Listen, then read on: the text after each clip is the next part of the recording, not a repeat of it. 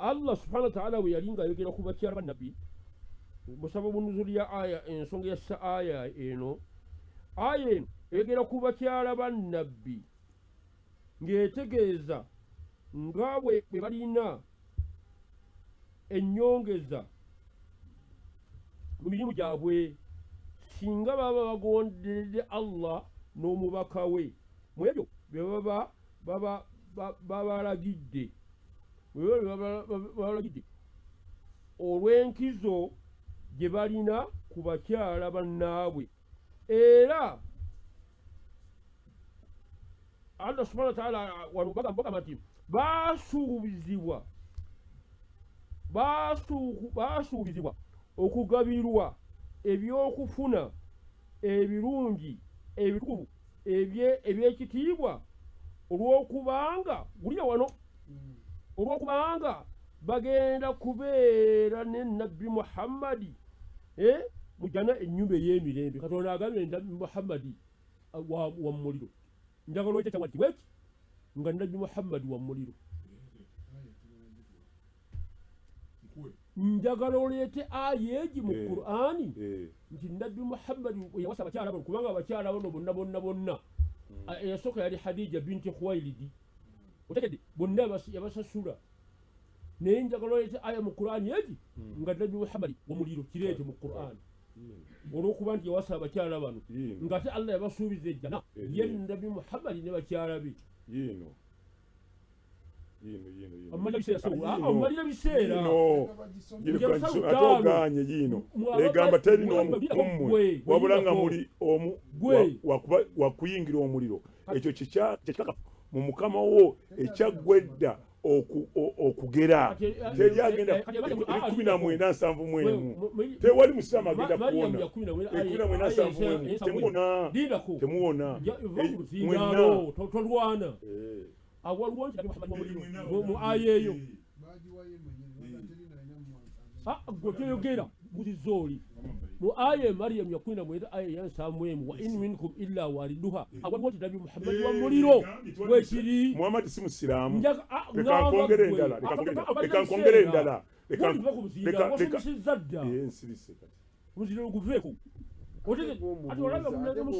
olabye mpulira taata abantu bano bwe bajja wano katutuulira omusajja omusumba omulambaamu naye alina ekkanisa ekibuli ayogedde ensi yonna egati nabbi Muhammad wa muliro.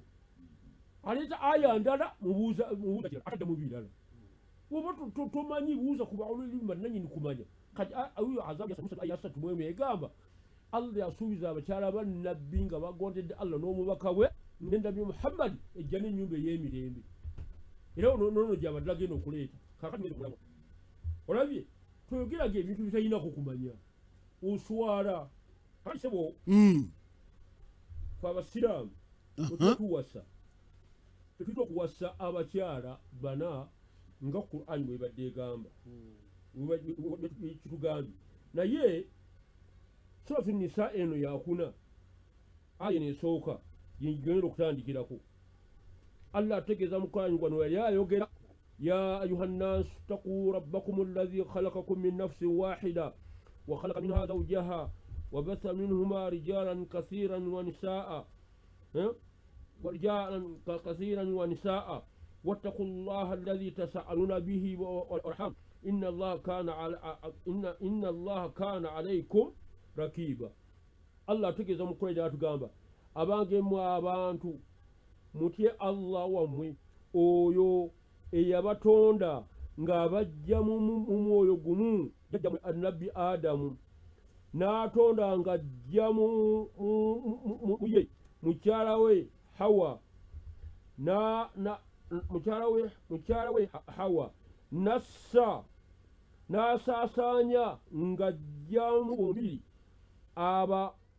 abasajja nfaafa n'abakazi mutye Allah oyo gwe musaba. Allah subhanahu wa ta'ala ategeeza mu Qur'ani nga tatunaba kutonda bitonde ebirala yasooka kutonda ebitonde bibiri Adamu Hawa n'amujja mu lubirizi lwa Adamu mu kaseera kenshi atinaba kubeera nga esaasaana oba okuzaala kwatandikira ku Adamu ne Hawa. Kivola Hawa Adamu yazaala abaana babiri.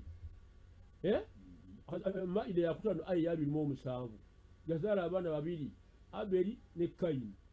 Kakati nibagendanga Adamu agenda buli luzaala osooka mu taariki byafaayo yagendanga azaala abaana balongo babiri. Kakati mu kaseera ko Adamu yasooka okumutondamu Hawa ng'amujja mu lubiri lwa Adamu. Kati Muhammad sallallahu alaihi wasallam bwe yajja, kati abantu batandika okubeera nga batandika okuzaala, naye ng'okuzaala kwatajja kwani ku nabbi Adamu alayhi salatu wassalam.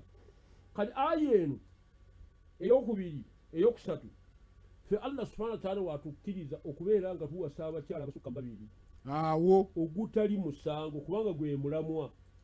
Otegedde kubanga tugambye nti fankihu ma twaba lakum minan nisaa'i, muwasa abakyala nga mumaze kumala kusiimagana. Ate nno nze nagireese ate nagira ekikatikamu nze neewuunya kakati gwe ekikakatika mu Qur'ani nga tugikkiriza, ate nze nagireese aya ate nagira ekikatikamu ate agenza okugyera gyalese. Kakati nno kangikusomese fankihu ma twaba lakum minan nisaa'i, muwasa abakyala nga mumaze kumala kusiimagana masina babiri wa thulatha basatu wa rubaa oba bana. fa in khiftum alla ta'dilu fawahidatan aw ma malakat aymanukum dhalika adna alla ta'ud. Allah subhanahu wa ta'ala agamba omanga tebwenkanyankanyiza bakyala abo fawahidatan wale ubelenga muwasa abakyala bebeka omu. Naye okuwasa omukyala omu tekigaana bw'obanga olina obusobozi kwongerako.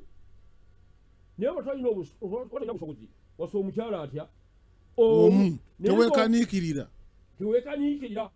Otegedde ko omanyi lwaki bano bakwatibwa ensaalwa?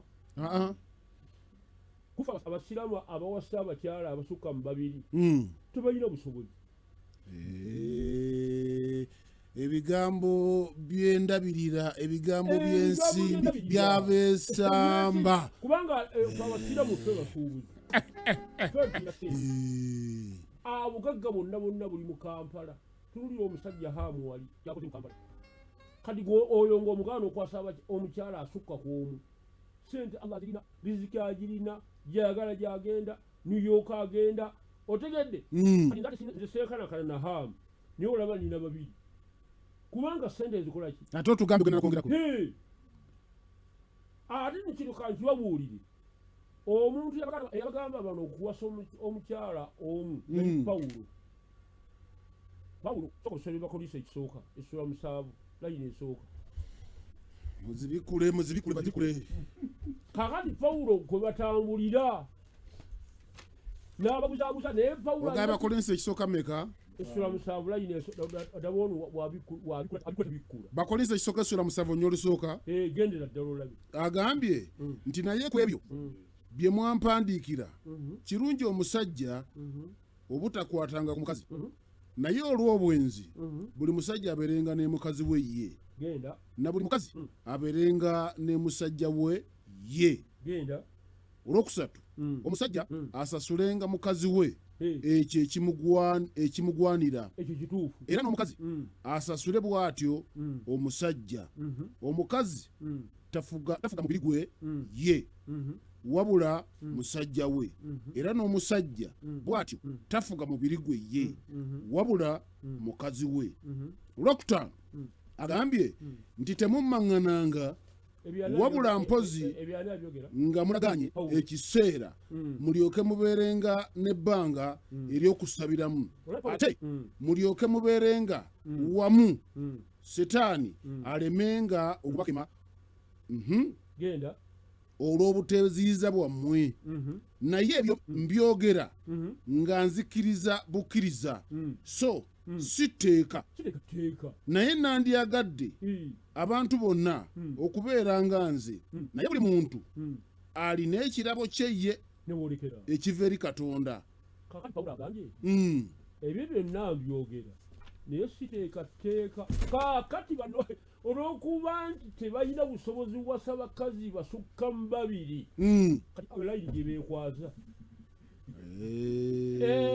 buli mukazi omusajja asasulenga mukazi we kituufu nze kati wema nsasula ninasasula eyasooka nakubulu yali mukazi tebakubanja tebamumanyi kaakati n'omulala omusese gwe nina alina embabazi mariyamu